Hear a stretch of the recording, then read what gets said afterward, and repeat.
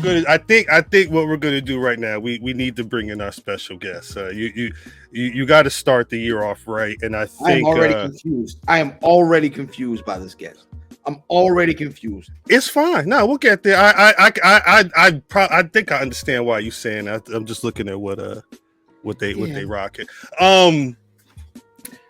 It's not often that you get to talk to 20 plus year veterans in anything, but particularly this thing that we hop on here and talk about every week on Thursdays, youtube.com/Black Rasslin. Like, comment, subscribe, all that good stuff. But this is a special one. This is someone that you've seen on this channel before, but they was talking about something else.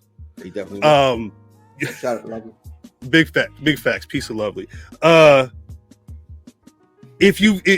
Over the last 22 years, I believe is their current standing as a pro wrestling figure. You've seen them all over Ring of Honor. You were seeing them all over Impact Wrestling. I'm amazed. It was around this time last year that they had a pit fight with Speedball Mike Bailey, and I was I shouts out to whoever uploaded that whole match to the YouTube that day that all that violence popped on my timeline. I almost didn't get no work done. I had to keep running that one back. This brother right here is not just a black wrestler extraordinaire. He's got a history. If you check out his IMDb page, you got to look for his real name. But if you check out his IMDb page, he's been doing this for a minute. And I there's a couple of things on that IMDb page that I do want to get into, but I want to bring him on before we get too far into the night. So, brother fam, Black Rasslin Chat, I want to introduce and welcome to the podcast the one and only Kenny King. Kenny King. Yeah. What's up, my naysayers? What's going on? Yo, that naysayer stuff is amazing to me. That naysayer stuff is hilarious. Hey, listen, you got to take it easy, though, because someone that ain't supposed to be naysaying going to naysay one day, and then exactly. That's how it always goes. Whoever ain't supposed to be there is going to hear it. And like, oh, I like that. And then they're going to say, what's up, my naysayers, to their own naysayers. And they're going to say nay. You know what I'm saying? Y'all mess around. Y'all try to catch it like the wrong bland interception. Pow, got you. Facts. Don't get caught out there. Now, Kenny, how you doing, man? Happy New Year. How things? How was your holidays and how you doing right now? Man, holidays are good, man. As a matter of fact, I got my pops in town from Tennessee as we speak right now. We're going to go out to dinner. I had a good little happy New Year. I went out to the Aguas Calientes Casino in Palm Springs, California, and did a little red carpet walking. So shout out to the Aguas Calientes Casino and Resort and Hotel. It's the first couple of years, last bit of the year, first couple of years, it's been good, man. It's been good. What's I don't want to. What's your situation right now? I kind of, in looking at your career, I think over the last couple. Are you asking him what are we? Well, yeah. I mean, I saw a report not too long ago that said, Kenny King. It said you were a free agent, and it said that you were granted your release from Impact Wrestling, which again, for people that have been following you. You spent the last couple of years, doing your thing on television over there. In addition to the years you put in work over there, what's your situation right now? Or can you talk about wanting to get away from Impact Wrestling, or where you headed with your career right now? I mean, I had a really good period of time with Impact Wrestling. I felt like there was we had some really good moments, and I mean, you were talking about the pit fight. That was one of my favorite moments of all of last year, and being able to work with Sheldon Jean or Sheldon John. It's Jean. My bad, Sheldon. My bad, Sheldon. It's Sheldon Jean. But sometimes it's just time. I definitely shout out and much respect to Scott and Gail and D-Lo and Tommy and everybody in the office and all of that. And much luck to, Hard to Kill's going to be here. I don't know if I'm going to be here next week to see Hard to Kill, but shout out to TNA as they start their new endeavors. But sometimes it's just time. It's just time, and that's just that's kind of that's really the long and short of it. Right now. So now I'm at a crux, right? I'm in a period of my career where it's like, okay, well, we could go this way, we could go that way, and I'm having some really positive conversations about going one way or the other. So I think for right now, you'll see me just continuing to build the brand. I'll be doing. I got some indie dates coming up, and I'll continue to build the brand until one of these conversations come to fruition, or I got some other outside of wrestling things happening right now. So Kenny King always gonna keep it moving. So okay.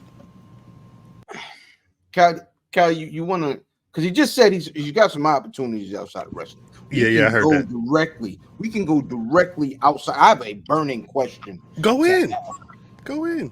Where is Goo? Oh, Goo? Where is Goo? All right. So let me start with. So I spoke to Alfie about a month ago, right? You're still in contact with them like that? Alfie's those are my guys, yo. I love this. I spoke to Alfie about a month ago because I don't know if you guys saw, there was a short film reimagining of my brother.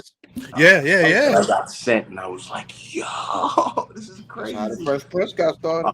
So I spoke to Alfie.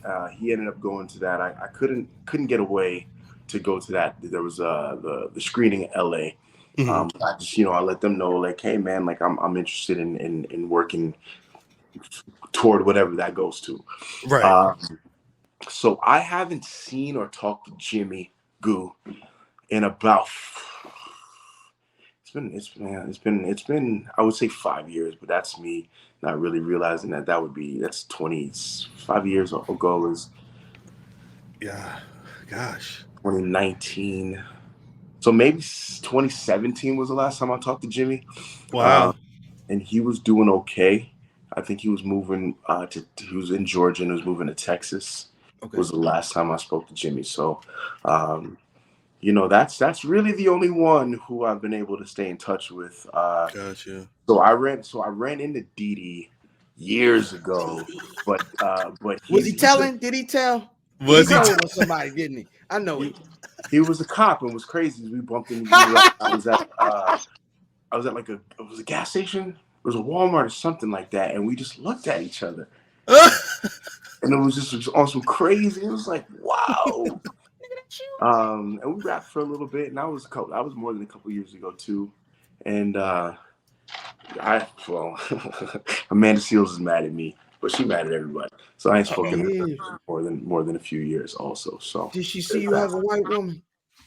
Don't even worry about. Don't answer that, Chet. Don't answer that. Gee, I gotta ask, because you when I was looking again, trying to find information on you and seeing you've talked about, because you not only, again, I mentioned your IMDb, but like you were a Nickelodeon kid. You said this in the past. You were doing a lot of work back in the day as a kid. Because how old were you here? I was 12 there. Big 12. I was squaring them shoulders. That nigga was destined to be that's why when I look back, I'm like, oh, that's him right there, and I'm like, that's a big looking nigga right there. But all right, so did you go to Oak Tree to get that, or did they deliver that right from? Nah, man, I was a football playing kid. This was actually even before I started working out, but I was playing football. Like that was what I wanted to do more than even act around this time, was play football. That makes sense. I asked because I remember as a kid, I was a Nickelodeon kid and I was watching everything. And I remember when My Brother and Me came out, I'm like, nah, like, I need this. I need this as a 12-year-old kid getting that opportunity. Did you square that in your brain? Like, oh, Nickelodeon's doing a show with a bunch of black people. Did that? Talk about It that. did. So it didn't square like that, right? Mhm. So when you do the readings. So the episode that I was on was actually the pilot of My Brother and Me, the haircut. So the haircut is what got My Brother and Me actually greenlit. Yeah. So it was the pilot of the show, and then they shot it at the end of the first season because I was supposed to come back on the second season as a recurring character. Oh. So that's Eva. Hello, everybody. Shouts out to That's Eva. kids. So it was just one of because at that point I'd been on Welcome Freshman. I was an extra on Clarissa Explains It All. I'd done a couple of different. So I was a Nickelodeon kid. So at that point, the one thing that I can remember being like, yo, is because your parents come and then you have these meetings where you have to do table reads and you have to do these things, and at that point everybody's parents come in. But at that point, you start looking around like, oh, everybody's black. Right. Right. So I knew like Amanda. I grew up with Amanda Seales. Like I've known Amanda Seales since we were kids, right? Went to probably middle school and high school together. Me and Amanda did, and so she was the one that I knew. But everybody else is like, the only one that was white was Ralph. I can't remember what his character name was, but his real name was Ralph, the white kid with the bowl cut and the glasses. He always had the glass and the hat. Harry. His name was Harry in the show. So he's the only white one. So at that point, that's kind of what's resonating. You look around like, damn, it's just us in here. Right. And then you look at you start reading the script, and you start seeing like, oh, okay, this is what this is. So it doesn't. What's crazy how it's like '90s black kid folklore, and it only ran one season. Like everybody thinks My Brother and Me ran like for 2 or 3 seasons, but because that was the only thing we had for black kids. That was the only Nickelodeon show that we really could be like, oh, this is the one. This is the one. Damn, that it's this right here. You just what was the conversation? I mean, I guess was this the first time you ever got anything cut in your head, and B, what was that conversation? Because I mean, that's a lot of sculpting going on. Was it you or Charles Oakley in the chair first? All right, so I'll tell you 2 stories about that. So one, yes, that was the first time that I ever had anything like that because I got old Guyanese parents, and if I wanted a dollar sign in my you want what? You want a dollar sign in your what? So if I was part in the joint, I was thugging it a little too much. You know what I mean? So that's my old Caribbean parents. But so the character's name originally was Ray, and I can remember I was actually telling this story last night. I was at my uncle's house, and so me and my dad, I go to the studio barber. It's a Saturday morning. We're gonna start shooting on Monday. Go to the studio barber, and I'm sitting down, and then one of the executive producers comes in, and we're talking, and I just say to him, I was like, "Hey, man, this is great, and I'm happy about doing this, but my boys are gonna clown me if I come back to school or if they see me with Ray in the back of my head. Like, is there any way that we could change my name to the character?" And he looks at me for a little bit like, this kid is crazy.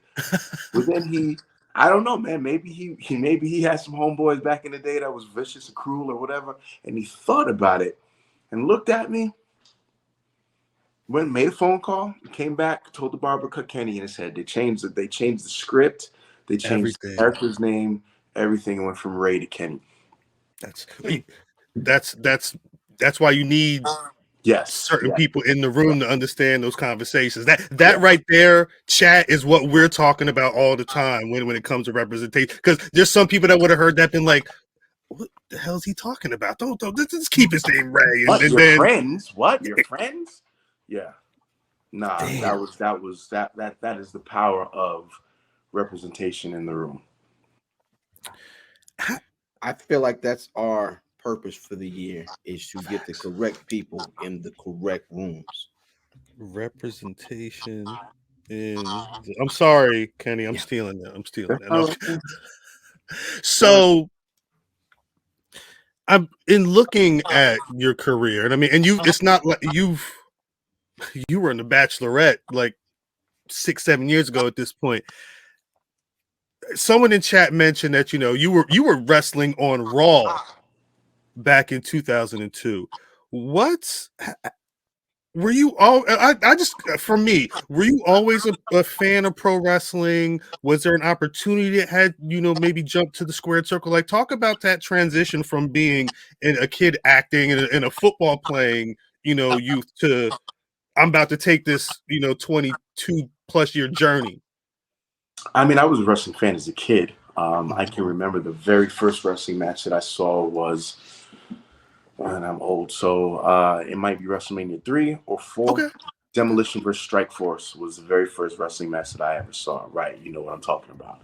And Strike Force, the way that Tito and Rick Martel would wrestle, and then Demolition with face paint and masks and everything. Like, I was hooked. So I was I was a wrestling kid forever. Like, at that point, I was living in New York. My dad would take me to Madison Square Garden to watch wrestling. So that was just a part of who I was, like playing football. I can remember getting into it with my pops, because Monday nights, this is when I'm looking at and trying to get football scholarships in high school. But Monday nights, I'm flipping between Raw and Nitro. He's in the other room watching Monday Night Football. He comes in, "Why are you watching this? You should be studying coverages." I'm like, "I'm watching The Rock, bro. What you mean?" Without having any intention of doing it. That was just where I wanted to be. I wanted to be in between TNT and USA, flipping, trying not to miss anything. Right, get to the cruiserweights first, and then what? Is The Rock talking? No, okay, go back. And then that was my Monday nights. So it wasn't until my freshman year in college, I was at University of South Florida, and I remember that was the first Tough Enough come out. And I'm watching first Tough Enough, and me and my boys in the room, and I'm watching these dudes can't jump rope, can't jump bags, can't do this. And I'm like, oh my God, I can do that. These guys, enough, even the ones that got, the ones that got picked to do it. I was like, look how clumsy he looks, man. I could do that way better. And then wasn't until the next year I transferred to play football at UNLV, and there was a transcript situation, and they ended up actually holding my transcripts, and I had to forfeit a year of eligibility, so I'm kicking it. And I remember I'm walking on UNLV campus. I open up a newspaper, and there's a big full-page ad that says, "Are you tough enough?" So at that point, God is just talking to me, you know what I mean? And so that was even up until the point where I filmed my little video. It was terrible promo, and sent it in. I was still like, whatever, man. This is not something I'm going to do. And then 22 years later, here we go. Damn. What was the Tough Enough experience like? Like, what was your favorite thing there? What was your least favorite thing there? I mean, Tough Enough was brutal, man. Tough Enough was no joke. Like, there's been plenty of days that I can remember my alarm going up, and at this point, I was doing 2-a-days with football and full on, like, I was in my football routine, and I'd say a couple of days, like, why in the hell did I send that tape in? It was, you're up, you are in LA traffic for an hour to get the tracks. To get beat from the minute that you get in the tracks until you get done. And then leaving there, we had to do something called Optimum Fitness, which was like military style training on the beach. So if you can imagine being thrown down on your back all day and then still having to run around in sand and carry jugs and climb A-frames and all of that, like, it was, I was in some fantastic shape, but that's some of the most physically challenging days that I think that I've ever encountered. But to counter that with just the experience of being able to, because again, I'm a wrestling fan, right? So now I'm getting to learn how this works. And at first I just wanted to be on MTV because it would have just been cool. But now I'm starting to learn how this works, and I start to realize that, wait a minute, I can do this. And physically, this is coming easy to me. And I can just see that this is a thing that not only do I love to watch on TV, I'm starting to love to do. And it's just a crazy transition how that happens. Like, I have students now, and I tell them exactly what Al Snow told me, which is, like, you'll never be able to explain to your wife, your girlfriend, your mom, your dad, your brother, your employer, anybody, why you do this. You just will feel that this is something that you have to do. And I've never not understood that to the core. Once I was in, I was in.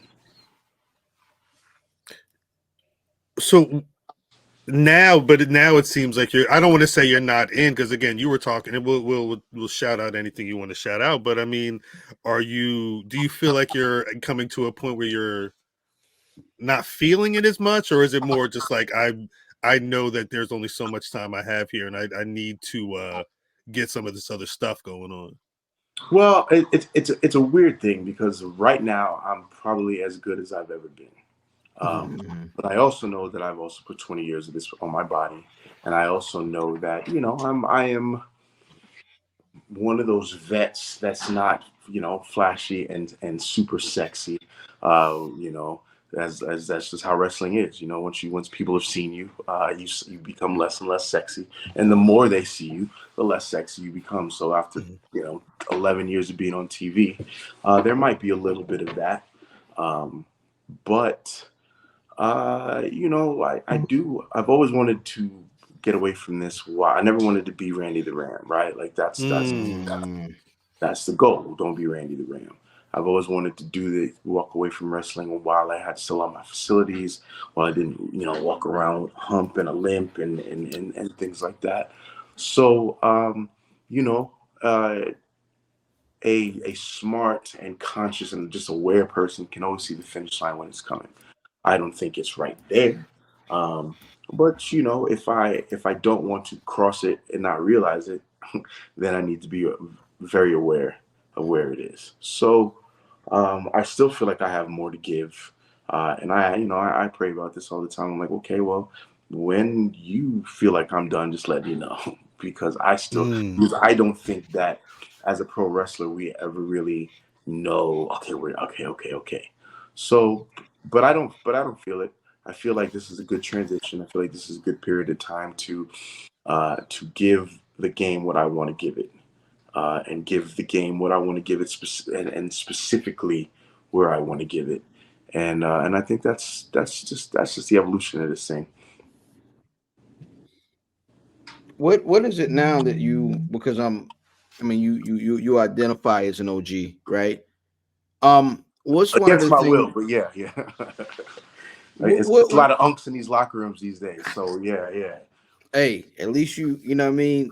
Anyway, um, what is it that you in a locker room are able to pass on to these guys that I haven't been here, that are just getting here, that are just getting their feet up underneath of them? What is it that you are able to what game are you giving to these younger kids? Well, I'm just it's a lot of because they give me a lot too, right? Like I can see myself in a lot of these guys and see the hunger and the man, I'm gonna make it, and I gotta just and how do I get better? So all I try to do, man, is just give them the real of the game and where they are, what they can expect. It is an industry that is going to uplift and disappoint you in the same sentence. So as long as you have the ability to understand that and still now and then take that out of the picture and then still want to be the best and give it your best and you have to the thing is people get good and then they think that's good enough, right? Like you once by the time that you are good, you should already, and this is my thing because I also will have a little difficulty in being like, okay, I did this, I can pat myself on the back. I'm always wondering what I could be doing more. So but by the time that you're good, you have to start thinking about how you can be great, because you're only good in this business for a little while before people start wanting you to be great. And when you're great, people want you to start being greater than great. So by the time they see you and they recognize that you're good and you stay good, then you're going to be good, and then you're only going to be good for a while. So you talked about being the best you've been right now. I'm guessing that does have to do with having a bit of time off and letting your body get itself together from the grind, but also like what point what is it that you're doing that makes you feel like I crush 2015 Kenny King? I understand this thing a lot better. I understand, and it's just a crazy thing how wrestling works. Like the more you do it, the longer that it goes on. You think that okay, the longer it goes on, your skills deteriorate, but they might deteriorate slightly physically, but your instincts for how this works and the way that you structure yourself and the way that you portray yourself to the fans and the way that you structure matches. All of that stuff, where I am right now with all of that stuff is light years above 2015 Kenny King. Like he did not comprehend how to wrestle main event, meaningful, emotionally driven matches the way that I do right now. So, and that's really it. Like 2015, Kenny probably athletically might run circles around me right now, even though I ain't lost that much of a step. But it's about knowing how to connect, knowing how to do this and get the most amount of emotion and entertainment and attention from our fans. There's a video making the rounds right now. A bunch of videos from 99 Hard TJ. They're having a bunch of training sessions. Folks from a bunch of different companies together. We talk about this tribalism thing in pro wrestling. Have you ever seen it on that side of it? Like we're online and we all see the mesh of what pro wrestling fandom is. Is there like a locker room thing where guys is like, I don't like that guy because he's over from over there or that place? It's You you ever see guys anything in like the that? office, fans in the office. We do this. It don't matter where we do it, which ring, which company. Um, you may have people that you don't like simply because of who they are as humans, and that's okay. Um, but we all want to see all of us. For the most part, we are all very friendly with one another.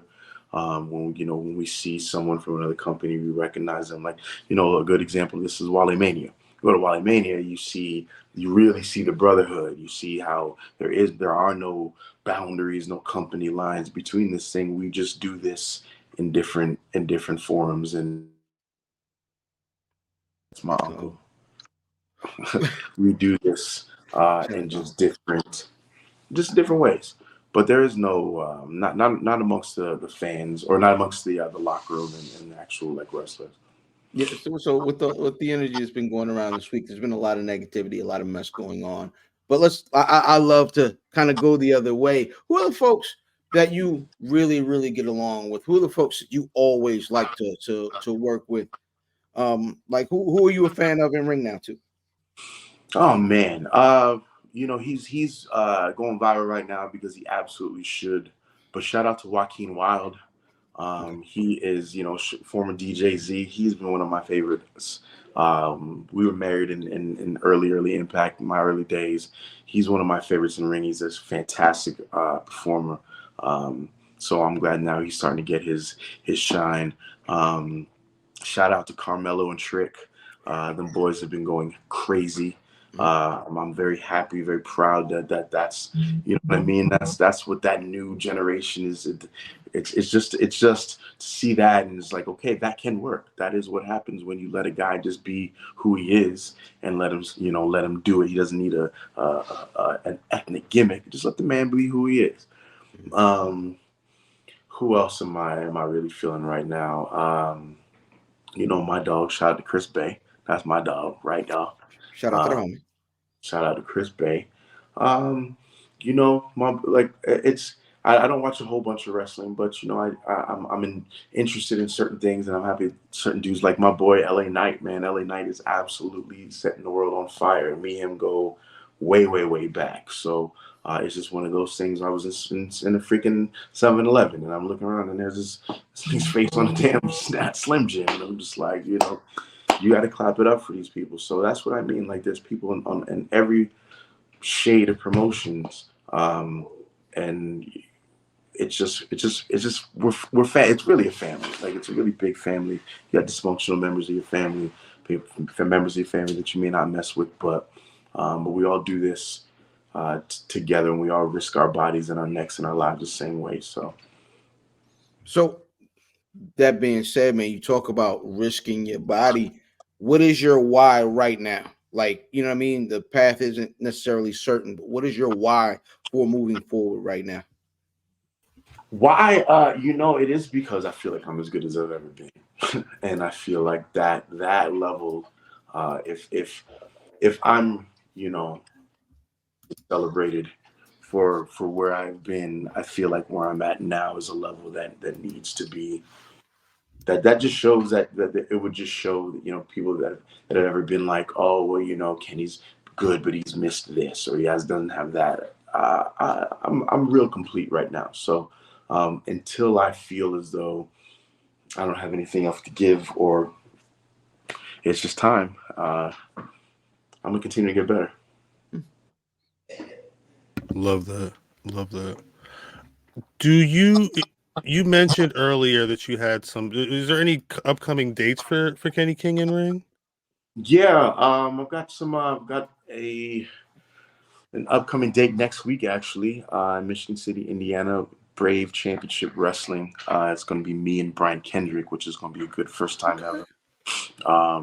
So shout out to BCW. So that's going to be a good one. And I got to check my calendar, but I got some indie dates coming up, and there's some things happening. Hopefully, things happen the way everything happens the way it's supposed to. So, big facts. I don't want to hold too much of your time, but I think the reason that Brother Fam at the top was wondering about our guest. He had a question about our guest because I immediately looked at the hoodie that you're wearing, because this one, yes. This one. That one. I was confused by that. I don't know if I've ever met a Bucks fan in real life. Like, you know what I'm saying? I don't know if I've ever, and I don't, anybody that followed Tom Brady from that team in Boston he was in, they don't count. None of them count.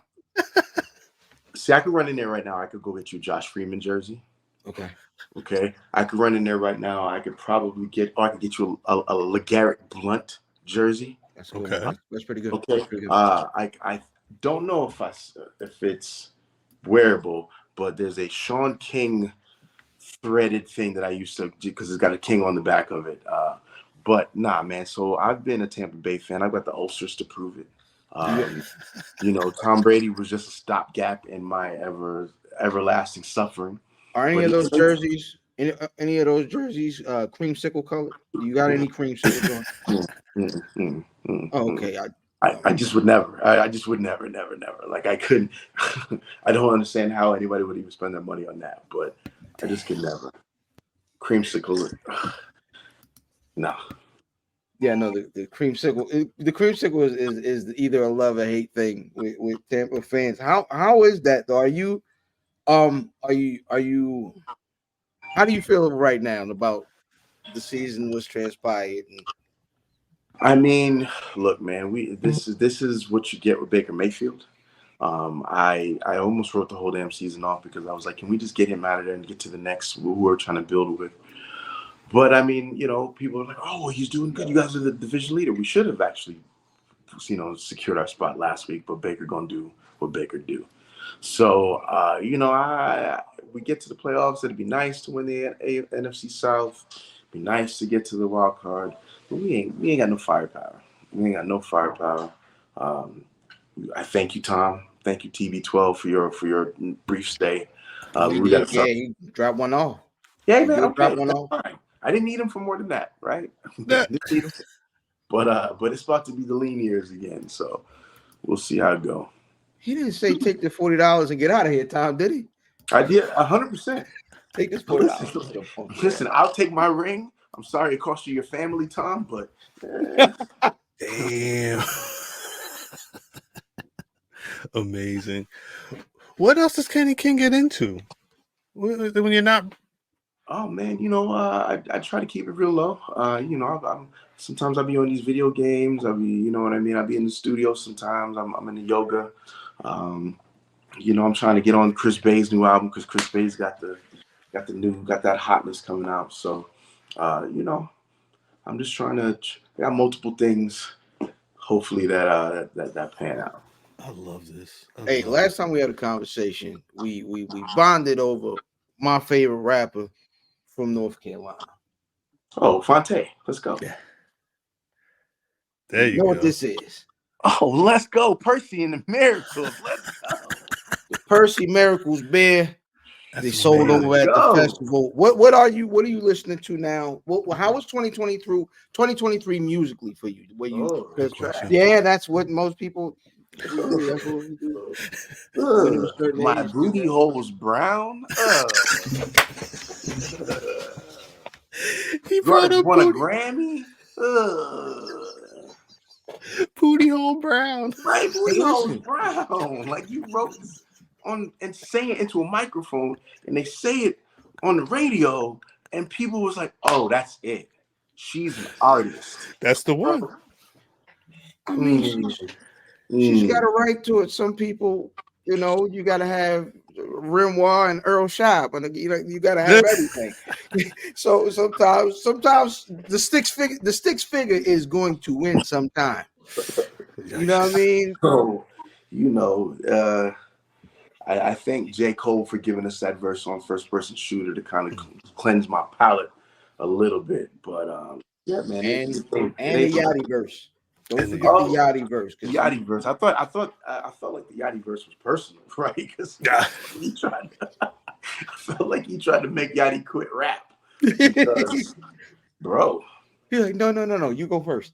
Yeah, you got this. I'm gonna just sit up over here and wait for you to be done. Don't worry about it. And then he's just sitting there bombing from way back deep. I might just wait till the next song to come in. You know what I mean? Facts. Jesus. Yeah, it was booty hole. There's people in the chat that act like they didn't know what booty hole brown was. So I'm glad that Kenny King confirmed that booty hole brown was a thing that actually we lived through in 2023. Booty hole brown was the biggest song last year, though, right? Ski Yee is another, isn't that what pigeons say? Ski Yee. Like I don't understand. Wait a minute. All right, you see these raising my bed. I'm about to ask a question. That's a different song? Those are two different songs. That's a different song. The booty hole brown is the one that popped off. That's when people understood that was a person in the world. Ski Yee was the one. Yeah, it was her. Was her ice? Was her deli? If you look at it, Ice Spice had the first one, and then deli was her jump in there. I mean, she's terrible too, by the way. Like I don't understand her situation. She just got to shake her butt on stage. That's all that's what when she was first hitting the festivals, they were not paying attention when she was rapping. Then she would do a jump in the air, turn around, and start shaking her ass, and everybody was like, "Oh my god!" Yeah, passing out and shit. I mean, okay. What's wrong with that? The problem is then you got to listen to another a minute and 56 seconds of that nigga a munch. Well, the problem is that because she's just saying now everybody's gonna try to find them an Ice Spice, and they did. They went and found a booty hole brown, right? So who knows what 2024 is going to be? We already 2024. Wow, we already got people jumping over. It's gonna be a booty hole brown. Judges. It's gonna be a booty hole brown single called "Bleaching," and Homeboy did hit the Joaquin Wild over the judges. And she got hurt. Like she ran into the wall and shit. Bro, it was crazy. I mean, that's man. 2024 has been nuts. He was probably looking at them years. I didn't hear what he was facing, but it was probably them years. I mean, he was trying to get on probation, and she was like, "Nah, you got to go. You got to sit down, right? Like you got to sit down." He said, "Sit down." Clearly, that was the right call because if you torpedo yourself over a bench at a judge, you ain't gonna care about me at 7-Eleven. You gonna do whatever to me. So. She said, "No, I don't think we're going to recommend that." Damn. Yeah. Oh, yeah?